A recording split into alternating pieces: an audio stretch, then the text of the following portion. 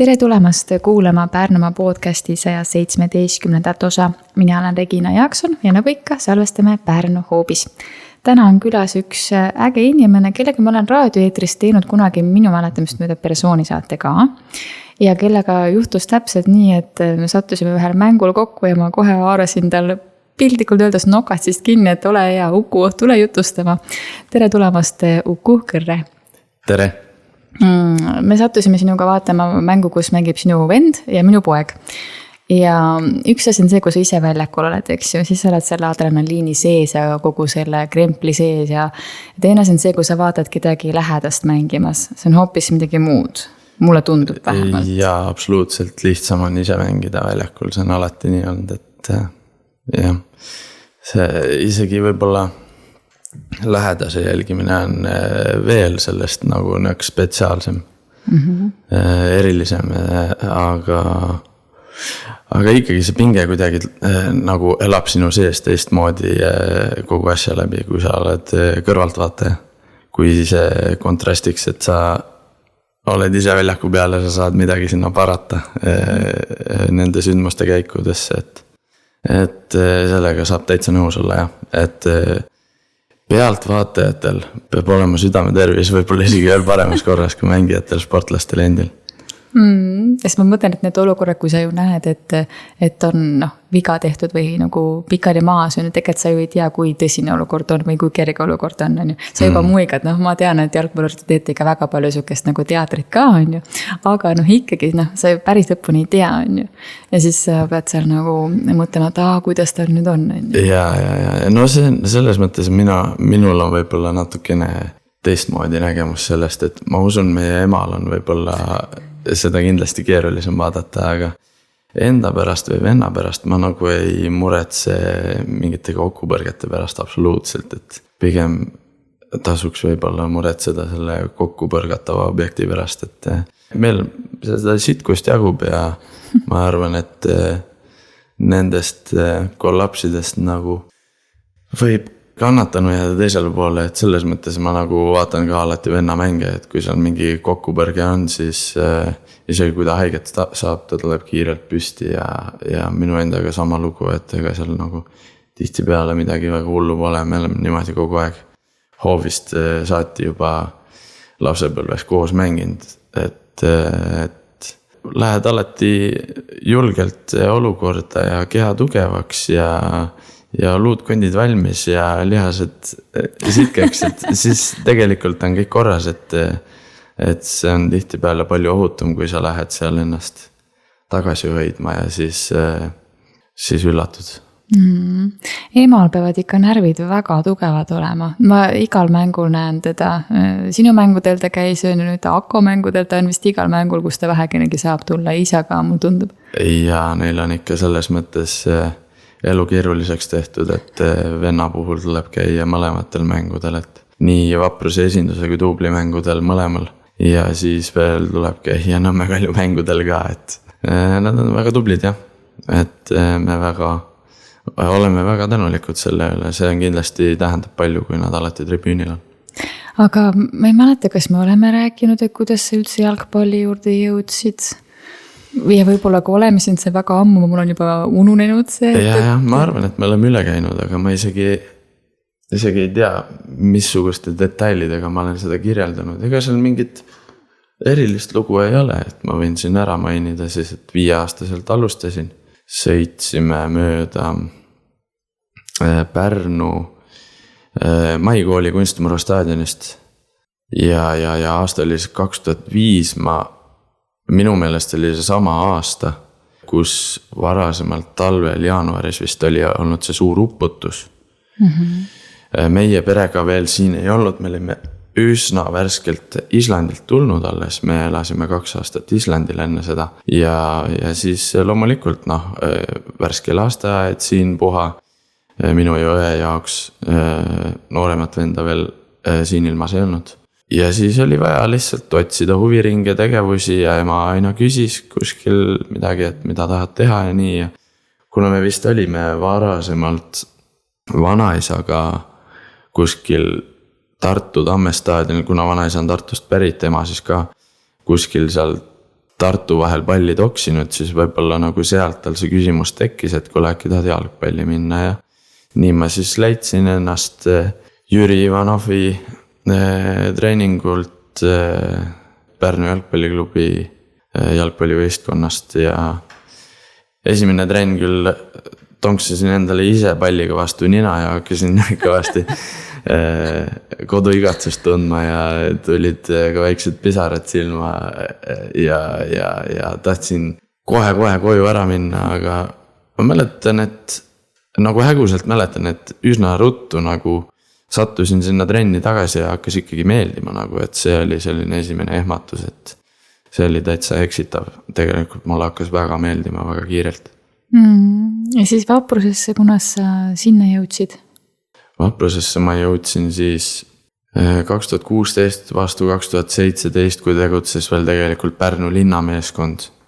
Et PJK-st mulle juba pani silma peale Marko Leelov Pärnu linnameeskonnast ja kutsus mind Pärnu linnameeskonna treeningutele. Tegin nendega kaasa, mängisin ka sellise traditsioonilise aastalõputurniiri, mida võib-olla vanemad tegijad ja legendaarsed Eesti jalgpalli fännid mäletavad. Enam seda turniiri vist selliselt ei eksisteeri, aga selle tegime veel linnameeskonna nime all kaasa ja siis hakkas see muutus pihta, et linnameeskond kadus ära. PJK ja Vaprus pidid siis selle koha omavahel ära jagama ja kuna Vaprus võttis selle kõrgliiga koha vastu, siis mulle tundus loogilisem teha samm ülesse, et kuna PJK ise ei olnud nõus kõrgliigat mängima, siis Vaprus oli minust huvitatud ja ma mäletan seal ikkagi kerge tüliga sai lahku mindud PJK-st, aga ei saa absoluutselt kahetseda valikut, et see oli täiesti loogiline käik toona. Ja tänasel päeval ma pean ütlema, et kui sa nüüd just juba paar aastat tagasi, kunas sa läksid Kaljusse, ma enam ei mäletagi, ikka vist või 3. Ma läksin peale 24. aastat ehk siis paar aastat on ju. Jah, tegelikult isegi läbirääkimised said selgeks vist selle aasta lõpus ehk siis 25. aastast ma olingi ametlikult Kaljumängija juba. Et kui sa sinna või see teatavaks tuli, et sa lähed, mul oli ühelt poolt hästi hea meel sinu üle, teiselt poolt mõtlesin nii kahju, et sa Pärnust ära lähed. ja, et ma olen kuulnud, et neid inimesi oli veelgi, et loomulikult minu enda lähedasemad tuttavad, kes mulle kaasa elasid, sest ma ikkagi ju mängisin lõpuks siin Pärnus aastaid kokku äkki 8 või. Et ma arvan, et mõnel määral ikkagi oma poissi on südames pugenud nii mõnelgi kohalikul toetajal ja ema on mul ju kooliõpetaja, et temaga ütles, et tal seal mõned õpilased nagu ikkagi küsisid minu ülemineku kohta ja uurisid, et kuidas läheb ja oli veel mingi selline case, et tal ühe õpilase noorem õdev siis olevat lausa kodus nutma hakanud, et kõik lähevad ära Vaprusest, et tegelikult Kristjan Kaskju tuli minuga koos Kaljusse, et siis oli ka neid väga õnnetuid fänne ja aga selles suhtes ma tean, et kõik teavad, et ma leian siia enda tee kunagi tagasi, aga ma lihtsalt selle tulekuga ei kiirusta ja kunagi me tuleme veel kokku ja teeme midagi väga-väga ägedat koos. Et sõna on antud nagu jah? No loomulikult see plaan on alati olnud südames olemas hetkest, kui ma läksin kuni hetkeni praegu, et mitte midagi ei ole ümber mõeldud, aga see on tulevikumuusika, et see lähitulevikus tõenäoliselt ei pea juhtuma. Ma mõtlen, et Kalju on ju top 4, nagu ma aru saan, eks ju. Ja Vaprus on kusagil pigem nagu keskel ikkagi. Mulle nagu näib, et... Jah, on seal tabeli keskel, jah. Aga juba järjest rohkem tõstavalt pilku ettepoole ja Kalju ka ikkagi selles mõttes jahib tiitlit, et ütleme, võib-olla otsesed konkurentid tabeli mõttes ei ole eriti olnud, kuigi siin võib sähvatusi tekkida, et mängus konkureerida on nagu üks asi, et kohe kindlasti Vaprus ja Kalju enne mängu on keeruline ennustada, et kumb võib selle mängu võita, sellepärast et see hooaeg tegelikult me ei olegi Vaprusest jagu saanud, et aga tabeli mõttes, kes natukene sügavamalt spordis sees on, saab täpselt aru, et mida tähendab pika hooaja mängimine, et sinna on veel Vaprusel kindlasti üks samm teha, et medalitele mängida, et Kalju juba tegelikult on seal olnud aastaid. Ma mõtlengi just selle treeningu poole pealt, et ma ei tea, kui palju sa siin nagu tohid avaldada või kui palju nagu ei tohi, aga mulle nagu näib, et minna, ütleme siis nõrgemast klubist tugevamasse on oluliselt raskem mentaalselt, kui nagu vastupidi teha. Sest et juba see, mismoodi see trenn üles ehitatud on, mismoodi see enda vaimne valmisolek peab olema, et see on nagu mul tundub nagu natuke teine tase on ju. Et kuidas sa selle kohta või selle mõttega nõustud? Saab nõustuda, ei ole tarvis ümber lükata. Ma kommenteeriks seda rohkem nii, et võib-olla see tasemes üleminek ongi just täpselt see, mida sa ikkagi üleminekust tahad alati. Et sa astud keskkonda sisse ja sa hakkad seal selle keskkonnaga koos arenema. Et sellest me räägime lihtsalt üldse nagu ükskõik mis valdkonnast, et see ei pruugi üldse sport olla nagu. Et kui siin võib-olla jalgpalliinimesed podcasti ei kuula, siis selle soovituse võib julgelt anda nagu teiste valdkondade inimestele ka edasi, et mugavustsoonist välja, arenguga kaasa. Aga mis minu puhul Kaljusse minekuga oligi see, et ma ei teinud seda enda karjääri varajases faasis, ehk siis ma läksin arenema, kui mul põhiasjad tegelikult peaksid justkui olema õpitud, et ma läksin sinna 25-selt. Samamoodi ka minu klubikaaslane Kristjan Kask tuli sinna 26-selt on aasta vanem siis minust, et samamoodi nagu hilises faasis ikkagi. Esimene aasta ma arvan, et mingit ebaõnnestumist ei olnud. Soliidne esimene aasta Kristjanil seest toimus täielik avanemine, hakkas seal väravaid lööma ja läks hästi. Et võib minna mitut moodi.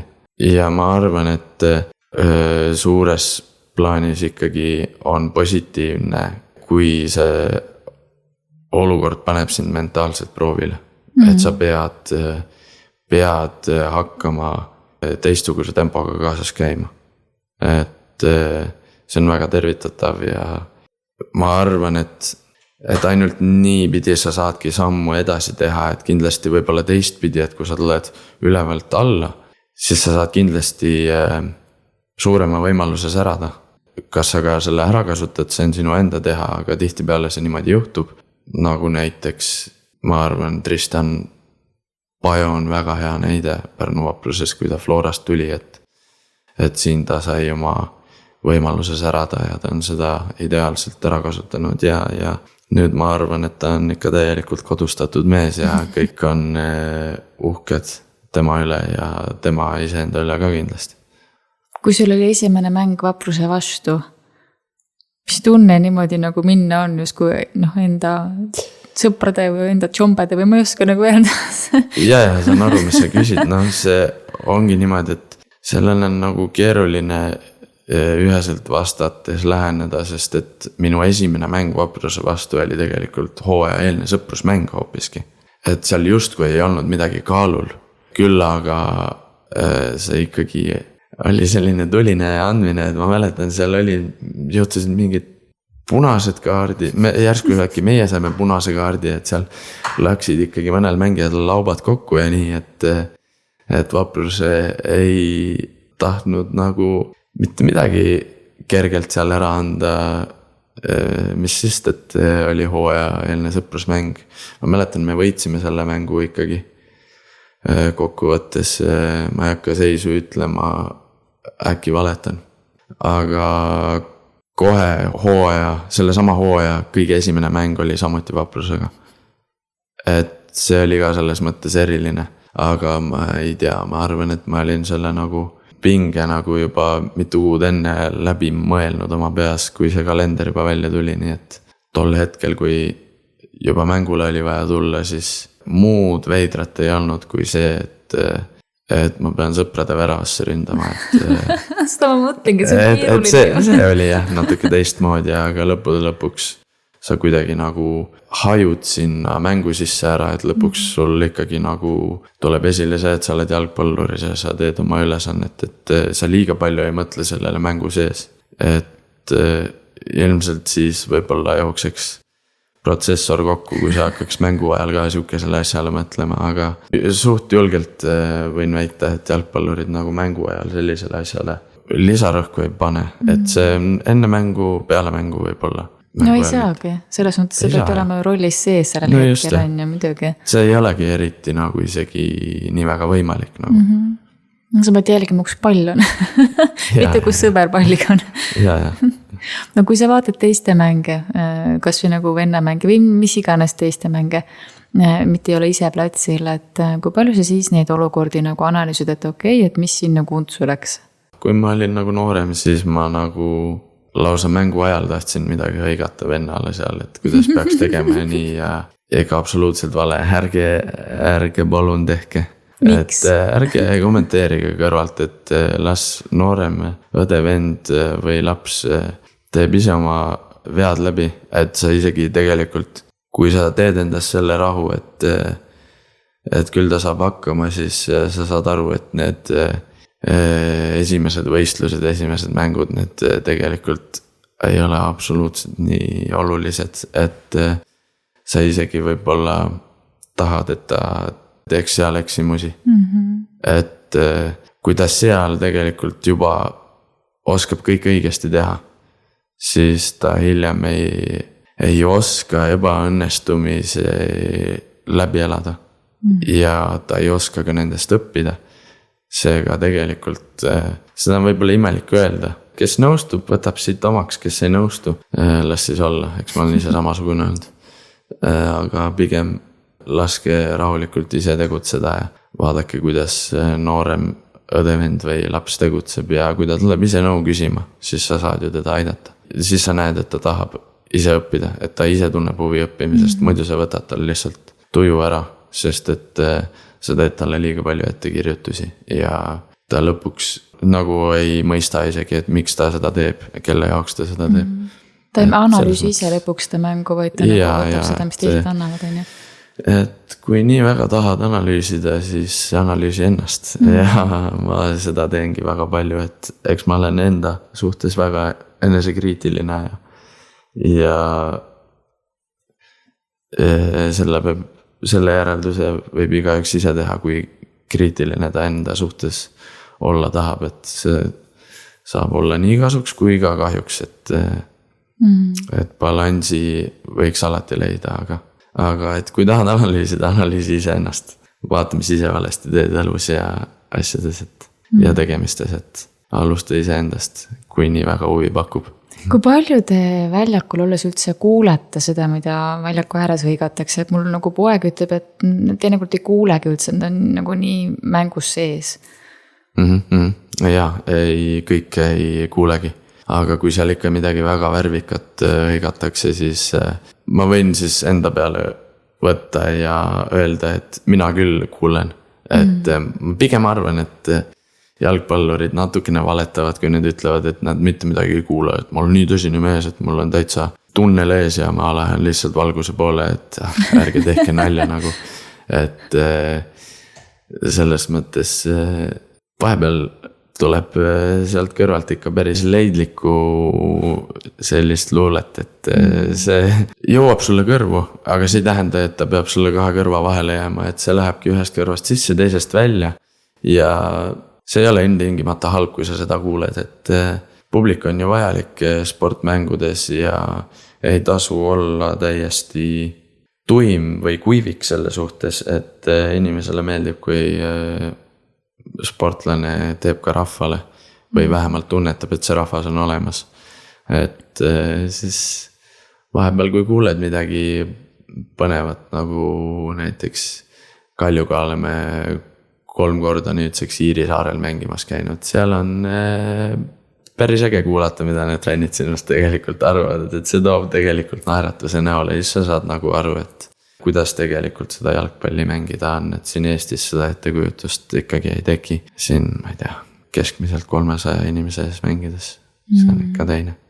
Ma mõtlesin seda sama, et peab kuulda olema, sest kui mina kuulen teisel pool väljakut seda, mida treener karjub teisel poolt väljakut, siis ei ole nagu mõeldav, et mängija ei kuule seda, mida nagu hõigatakse ühelt või teiselt poolt. See ei ole puht füüsiliselt võimalik lihtsalt. Ja, no seal, kui see nii nagu küsid, siis see on lihtsalt valikuline kuulmine. Et loomulikult sa tunned enda treeneri hääle ära ja sa keskendud rohkem sellele. Sa keskendud lihtsalt informatsioonile, mitte mürale. Et selline lihtne vastus siis. Aga ma mõtlen, et kui on ikkagi need väga värvikad fännid, siis ütleme nagu ütleme värvika sõna kasutusega. Ja, võib ka öelda, et ropu. Võib ka öelda, et ropu. Et sa ütled, et see toob nagu ala naeretuse näol, aga see siis nagu üldse ei mõjuta otseselt või see annab nagu vastupidi tuhhi juurde? Ja kindlasti annab vahepeal juurde, et igaüks saab erinevalt seda võtta, et minule annab see kindlasti hoopis tekitab tunde, et ma vähemalt mängin kellelegi. Et see absoluutselt ei marjenda mind mitte kuidagi. Ma isegi nagu natuke tahan seda, et mulle seda karjutakse, et olgu see siis nagu üdini positiivne või täiesti negatiivne, et mõlemad äärmused on vastuvõetavad sportlasele, et see kogemus ei ole ju nii sage, et sa saaksid pirtsutada selle üle, et pigem see on ikkagi äge. Jah, Eestis seda vist nii palju ei kuule. Mul tundub, et isegi siis, kui meil midagi karjutakse, on ikkagi fännid viisakad või ei ole või? Ei, selles suhtes ka eestlane oskab halvasti öelda, et seda on ikka kohatud küll. Ja kuna meil on nii vähe inimesi staadionil, siis need häälekumad fännid ikkagi nagu kostavad välja.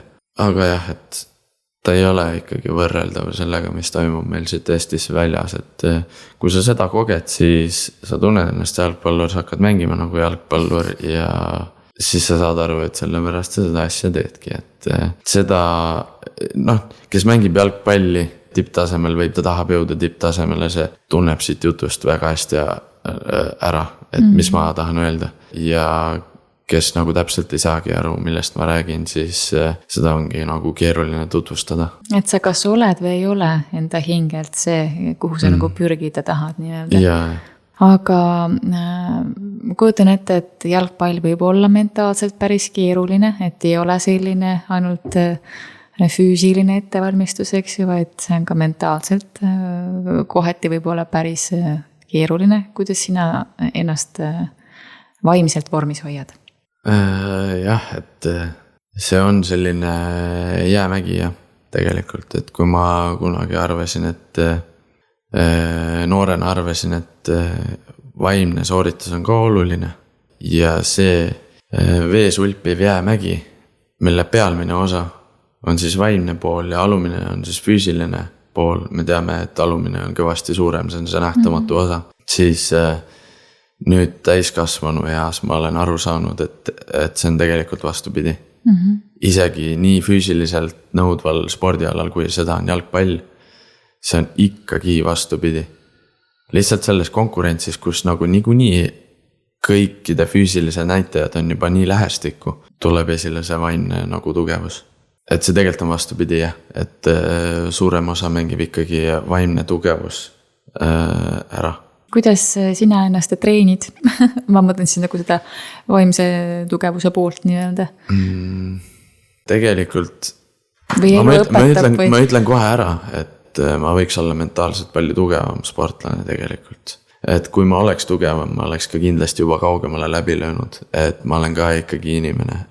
Aga selleks kindlasti on hea treenida, kuidas siis eesti keeles öelda, läbi positiivse meelestatuse, ehk siis inglise keeles positive self-talk. Ja ei ole ka mina selles veel meistriks saanud, õpin seda enda puhul tegema, aga ideaalne lähenemine võiks siis olla sellele selliselt, et mitte sa ei sisenda endale, et ma pean hakkama saama, ma pean võitma, ma pean õnnestuma.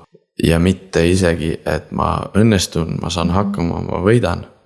Vaid, et sa peaksid tegelikult keskenduma nendele ülesannetele, mis viivad sind selle õnnestumiseni, selle hakkama saamiseni, selle võiduni. Sul ei ole vaja nii laiali ajada enda meelestatust, et sa keskendud sellele, et ma pean nüüd võitma, sest lõppude lõpuks sul jääb ikka küsimusi õhku, et mis ma pean siis tegema, et võita. Et sa keskendud rohkem nendele konkreetsetele asjadele, ma võiksin suuta siis vähemalt mingi näitega tuua. Et kui sa nagu keskendud sooritusele, kui sa keskendud sellele, kuidas nagu platsil parem olla, siis see võit on juba ette kirjutatud piltlikult öeldes. Just täpselt, ma tahtsingi selleni jõuda, et kui sa mõtled nendele eesmärkidele üksikult ja paned ennast juba vaimselt selleks valmis, siis ülejäänud keha teeb juba sinu eest selle ise ära, sest et kui sa juba oled ennast pannud mentaalselt nendeks asjadeks valmis ja sa tead, kuidas see hakkab ette nägema, sa võid ka endale nägemusi tekitada ja selle piltlikult läbi käia selle olukorra ja juhtub see täpselt või sarnaselt või üldse mitte sarnaselt sellele, mis sa ette nägid, sa vähemalt oled selleks valmis ja sa oled seda niikuinii varem juba teinud, sa oled selles varem õnnestunud, ebaõnnestunud, küll sa juba siis selle olukorra enda kasuks pöörad.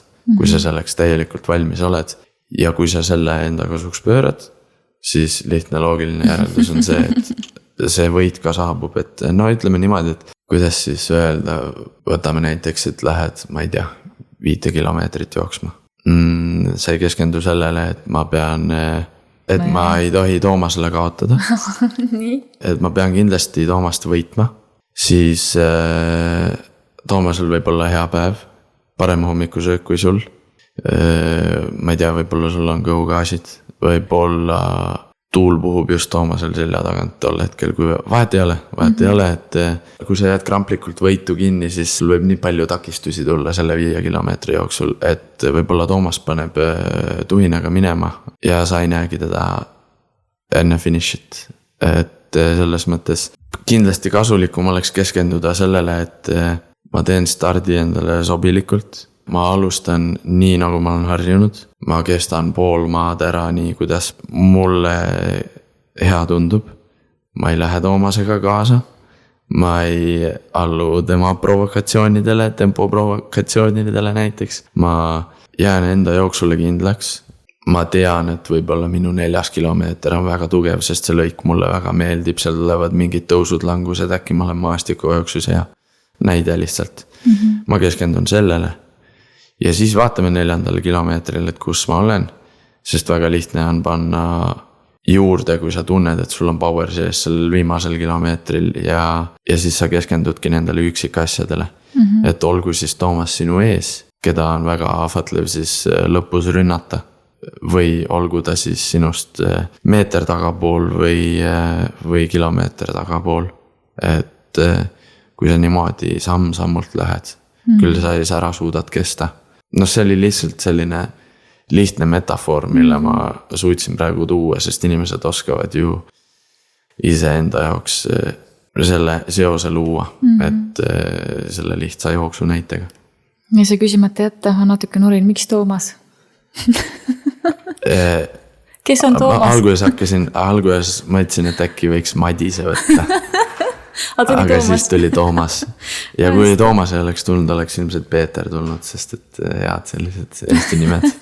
Kindla peale minekud oli. Ja, just. Milline on tippsportlase treeningpäev jalgpallis? Okei, no enda näitel siis, et neid päevi on erinevaid.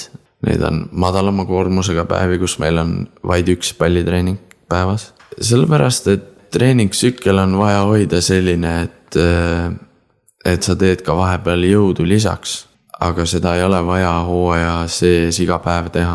Ja siis kõige mõistlikum on tõenäoliselt seda teha 2 päeva enne mängu ja siis tõenäoliselt veel päev või 2 päeva enne seda. Okay. Et sellise rütmiga me tavaliselt läheme, üle päeva teeme jõusaali. Mängueelne päev on alati madala koormusega ja rohkem taktikaline. Ja mängupäev on siis kõige koorvam.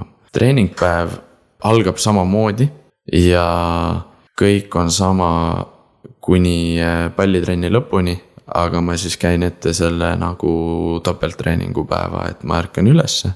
Kuna me koguneme Hiiu staadionil 9:45, siis see tähendab, et ma võiksin ärgata kuskil hiljemalt 8:15, meeldib mulle ärgata 1,5 tundi enne, siis teen enda hommikusöögi, panen oma trenni asjad kokku ja lähengi otse. Mul ei ole rohkem mingit rutiini vaja, et ma söön, võtan asjad ja ma lähen.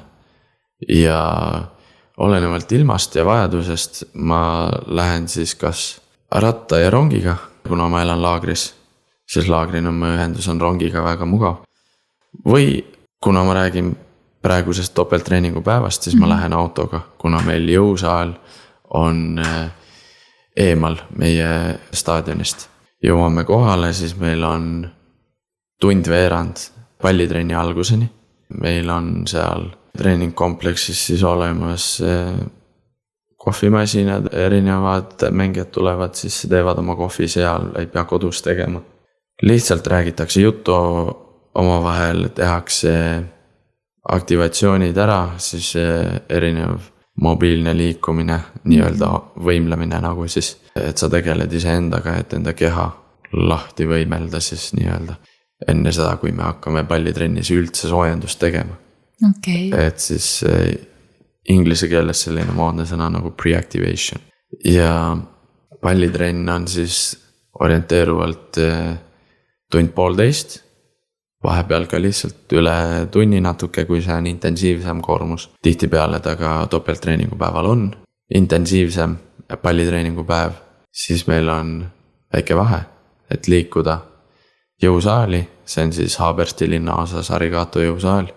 Ja meil on umbes 1,5 tunnine aken, et seda kõike teha. Me teeme sinna vahele snäkid, kes tahab, võib ka pesust läbi hüpata, enamasti seda ei tehta, sest et sa saad ju uuesti higiseks, aga kellele meeldib värskeks saada, siis miks mitte, ja siis võetakse meeskonnakaaslased auto peale ja liigutakse jõusaali.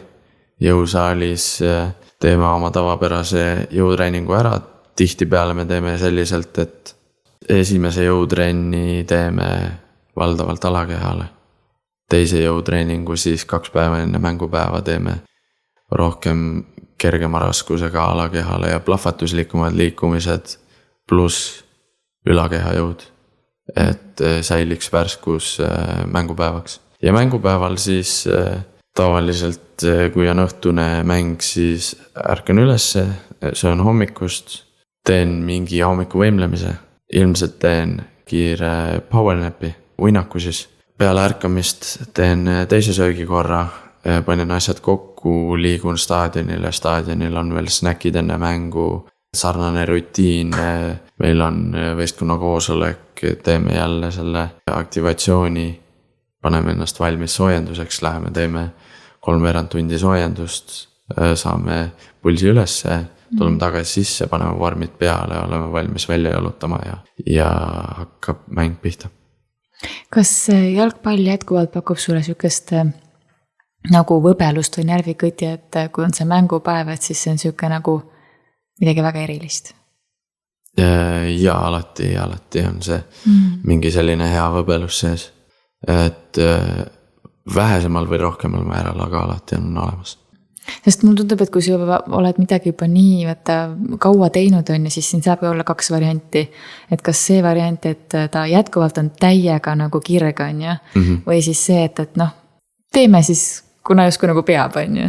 Ja ta on ikkagi jätkuvalt kirg.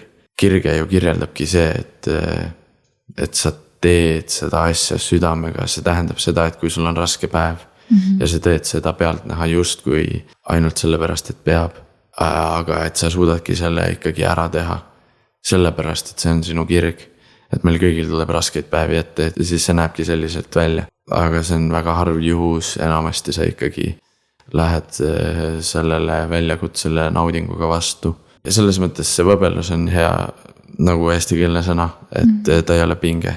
Et pinge võib tulla nagu juurde mõnele mängule, kui seal on rohkem kaalul. Aga siis me räägimegi mingist teistsugusest mängust või tähendusrikkamast mängust. Kui nüüd käidki ka väljaspool Eesti piire mängimas, eks ju, euromängud vist öeldakse nende kohta, päris täpselt ei tea, kuidas see sõnastus on. Yeah. Et mis tunne see siis on, kui sa nagu tead selles mõttes, et tulid sellisest pisikesest Pärnust ja tegelikult on võimalik mängida nagu hoopis teisel tasemel nii-öelda? See on hästi suuresti see asi ka, miks ma nagu vahetasin Vapruse Kalju vastu, kui mul see võimalus tekkis. Et mul ei olnud tegelikult plaanis Vaprust jätta üldse ühegi teise Eesti võistkonna vastu, aga mul oli plaanis minna välismaale ja kuna see otsus oleks jäänud nagu viivitama ja mul oli varem teine võimalus laual ja ma teadsin, et Kaljus on ka palju välismaalaseid ja me saame mängida euromänge. Siis see oligi see rahvusvaheline kogemus, mille vastu ma enda mugavustsooni nii-öelda välja vahetasin. Ja see on nagu kindlasti ära tasunud, et see kogemus, mis ma sealt olen saanud, seda kahjuks veel siin Pärnus miski ei paku. Ma väga loodan, et minu lapsepõlveklubi ja kodulinn suudab kunagi sellele lävendile küündida. Aga ma pean ikkagi nagu ise ka selle ära kogema. Enne seda, kui see juhtub. Et selles suhtes see on suur asi, et igal ühel seda võimalust ei ole.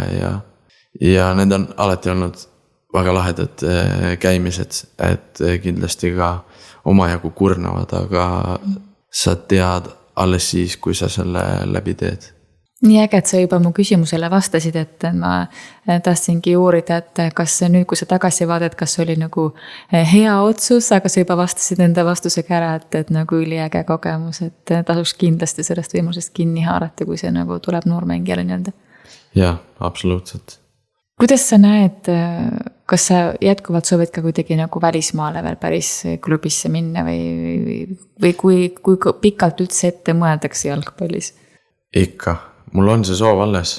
Muidugi ma tean, et see muutub järjest keerulisemaks, kui minu vanuspassis ülesse läheb. Et see on täiesti paratamatu ja see on täiesti arusaadav. Et kindlasti vaadatakse rohkem nooremate, minu positsioonist tulevalt ka pikemate mängijate otsa. Et see on läinud moodi ja trendi. See ei ole küll mingi vabandus, aga see lihtsalt tähendab seda, et ma pean muudes mänguelementides olema teistest valikutest nii palju üle, et kes on siis nooremad, kes on pikemad, looduslikelt paremate gabariitidega. Et siis ma peangi olema teistelt omadustelt üle, aga ju kõik ju koos arenevad selles maailmas meil siin praegu ja eks ta olegi konkurents ole ääretult tihe.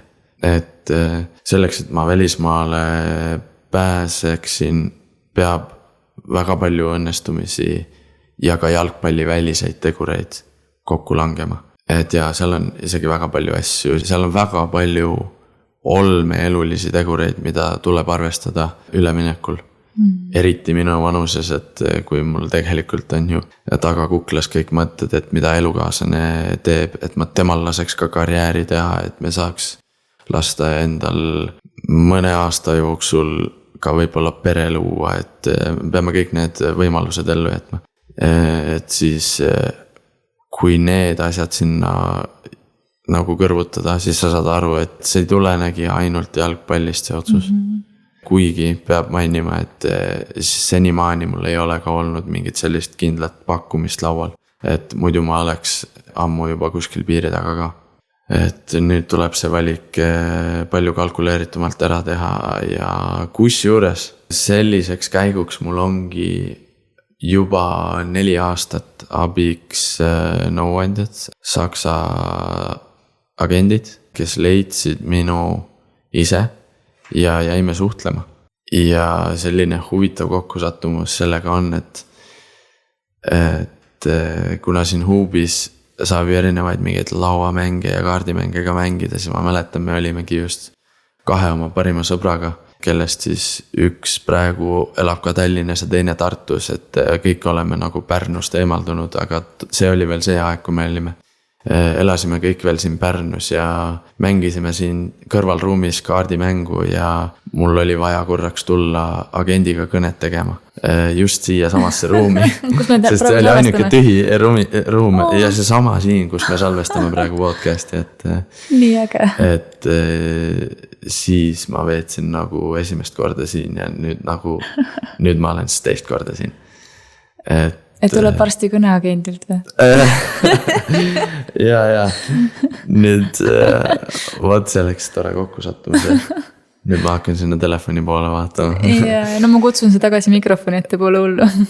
ja, et ei, aga ma arvan, et me niikuinii püsime temaga kontaktis väga tihedalt ja see kõne tuleb niikuinii täna, homme, ülehomme, et jah. Kui lihtne on sellisel juhul neid üleminekuid teha, ma mõtlen, et kui näiteks tulebki agendilt nagu kõne, et jube äge võimalus teisel pool piiri kuskil. Mis protsess siis kõik nagu käivitub?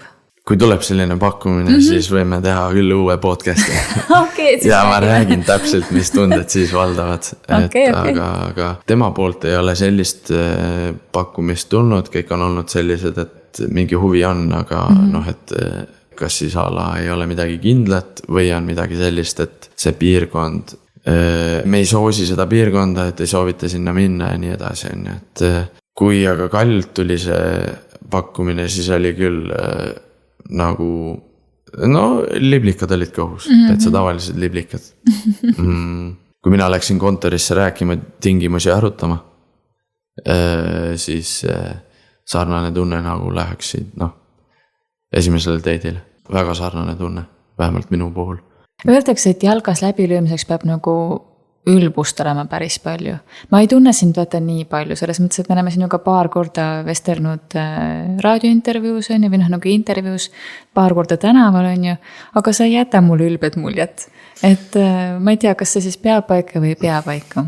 Peab paika, et mulle ei meeldi ülbitseda, ma usun karmasse ja selles mõttes elu pigem on näidanud ka, et kui hakkad üle ülbitsema, siis tuleb kiirelt kättemaks, et ma proovin suhtuda nagu ellu selliselt, et ma ütlen kõigile ausalt välja, ma ei pea seda ütlema nõmedal viisil, ma saan öelda seda ausalt otse ja viisakal viisil.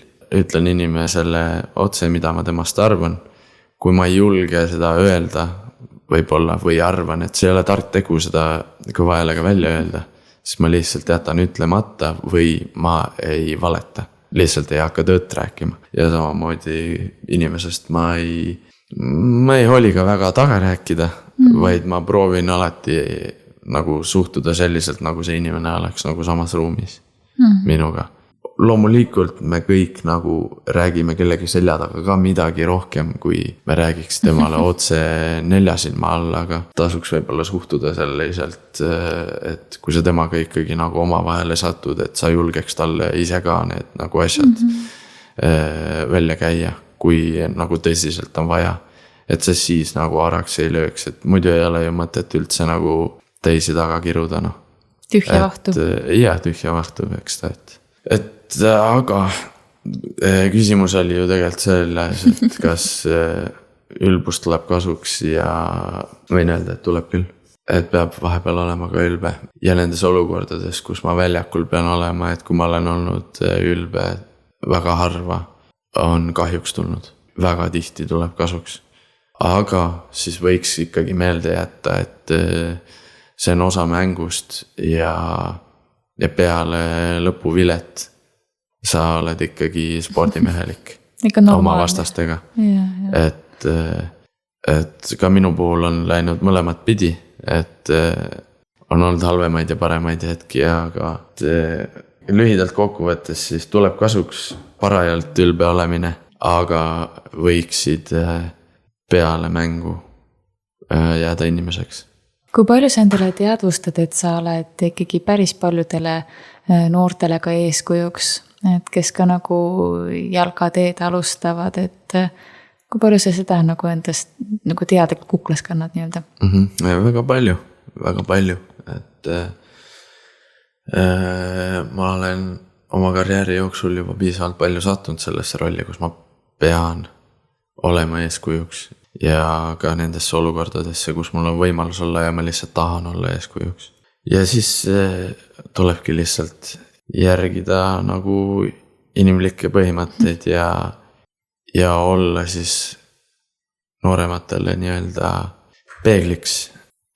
Et loomulikult sa pead olema eeskujulik, aga et ei tasu ka midagi võltsida, et eeskuju olemine tähendab ka seda, et sa näitad, kuidas elus päriselt asi on, kuidas päriselt asjad käivad. Kui on ikka tõsiselt mingid pettumus rohked olukorrad, siis sa näitad välja oma pettumust, lihtsalt sa näitad seda välja sellisel viisil, mida on võimalik nagu avalikkuse ette lasta.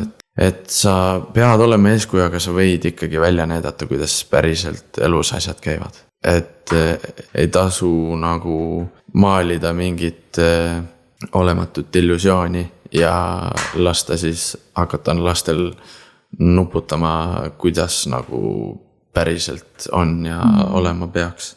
Kui palju sa praegu oled nõus Kaljust rääkima? Selles mõttes ma olen kuulnud, et sa pole viimasel ajal väga palju mänginud, et kui palju sa sellel teemal oled nõus peatuma? Jah, tõsi ta on, et minu mänguminutid on tohutult kahanenud viimase perioodi jooksul ja olukord on tegelikult üpris keeruline, nii et võib-olla isegi parem on, kui ma ei kommenteeriks üldse seda teemat, et mul on endal praegu olukorra kohta nii vähe vastuseid, et ma pean enne endale vastused leidma ja siis ma saan seda kellelegi teisele selgitada ja enne tuleb need ka, ma arvan, läbi rääkida inimestega, kes saavad sinna midagi parata ja siis võib asja hakata avalikkuse ette tooma. Et ühesõnaga me teeme ikkagi sinuga uue podcasti, ma sain aru, ja sa oled juba mitu pisat andnud. Ja ei no vaatame, et mul on kindlasti plaanis veel, me läksime ju Kaljuga karikaloosis Pärnu Poseidoniga kokku ka, nii et satun spordi mõttes siia ja satun kindlasti ka puhkama siia, et eile ja täna ka proovisin ikkagi täielikku programmi teha ja puhkusprogrammi või? Jah, et selles mõttes eestlase puhkus on ju ikkagi selline, et sa tuled koju ja värvisime natukene maja seina ka, et aga hea puhkus, kui sa saad seda päikese käest teha ja oma pere keskis. Aga mul on umbes pool perekonda nähtud ja täna näen veel siis pool perekonda võib-olla ära, et siis saab kõik õed-vennad kokku, et hakkan siit Pärnu poolt Rapla poole minema ja siis peale Raplat sõidan Kohilast läbi ja näen kõik oma õed-vennad ära ja venna lapse. No igatahes tundub, et sul on nüüd põnev aeg ees ootamas igas mõttes, nii täna kui ka siis lähituleviku mõttes. Ja ma usun, et järgmine kord, kui me sinuga trehvame kuskil, ma ei tea, poes või siis väljakudes on ju, et siis on hoopis teistsugused jutud meil ees ootamas. Jah, kavatsen minna veel viimast seda suve pealinna päikest võtma, ma ei tea, mis UV on, äkki on mingi 4 pigistab välja äkki. Lähen vedelen natukene pool tundi väikese käes ja siis on kere kuum ja lähen hüppan kohe kõrvale jõkke ja kuule, aga kõlab väga hea plaaniline, et võtame siis täna kokku, et aitäh sulle Uku ja mida ma oskan muud soovitada, kui et rahulikku meelt. Jah, tänan kutsumast ja kui varem ei näe, siis näeme järgmine kord. Väga hästi kokku võetud.